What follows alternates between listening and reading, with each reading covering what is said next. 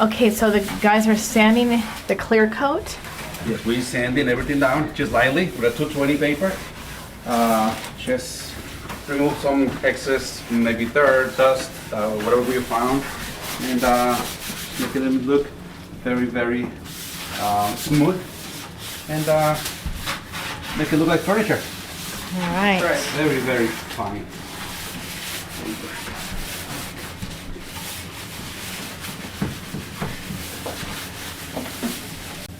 So we're working with a little bit of humidity today. It's raining out, so everything's drying a little slower. But we were using these sponges, as you can see. They're about a 180, 220 grit, and they get in the profiles real well. And they also will smooth out any kind of run. They'll lift some wax if there's a little bit of wax in there. They'll pull it out, but mainly it just sands them really, really nicely. And please for a really nice coat. Let's see what this one is. I like using 400. It's on. That's 600. That's 220. Right. But what you want to make sure on some of this is that it cuts in pretty good for adhesion. Because this is your adhesion, it's called mechanical. So you're actually putting scratches in here. See how that does? And you want that to adhere really, really good, that coating. One coating to another coating. So you can see it puts a nice little, and you don't have to worry because the clear coat gets rid of all those scratches. This is a really good lacquer. And sometimes if you thin your lacquer too much, that's when you see the scratches.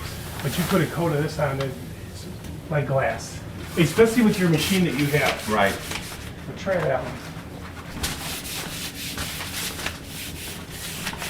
Very smooth. Very nice. Okay, good.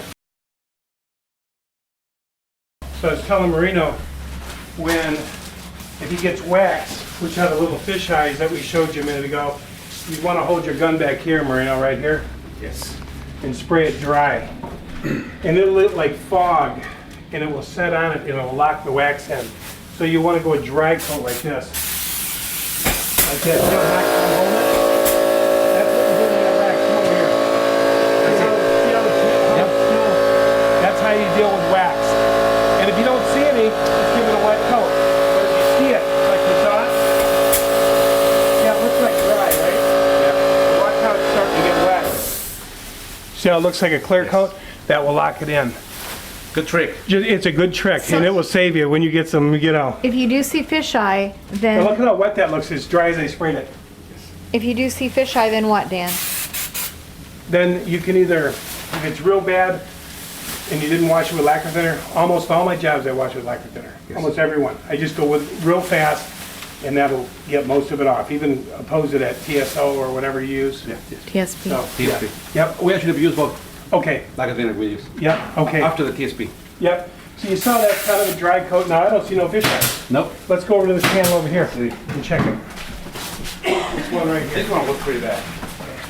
So same thing, right? That dry coat. It looks crazy back here, though, right? Yes, it does. I can see it from here.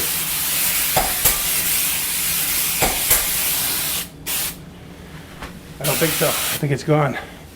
See that? For the most part. For the most part. Same as up here. And I'm spraying like really dry. It looks like a dry coat, but it melts, and that's what you do. If you start seeing a little wax here and there, just spray a couple dry coats. And then sand it again, and then you're ready for your toner. And then it goes fast. I like that trick. And then worst case scenario is wipe it off completely with lacquer thinner and start over. Yep. Okay. That's right. Wash it all down. So what you want to make sure of on here is before you shoot that dye, that's what puts the color on there. You want to make sure that there's no more fish eyes. So we'll give this another coat of lacquer and make sure that everything is gone out before we shoot the dye. Because if we don't, the dye will have rings in it and it won't look good. So we want the dye to lay on there perfectly. So we want to make sure of that.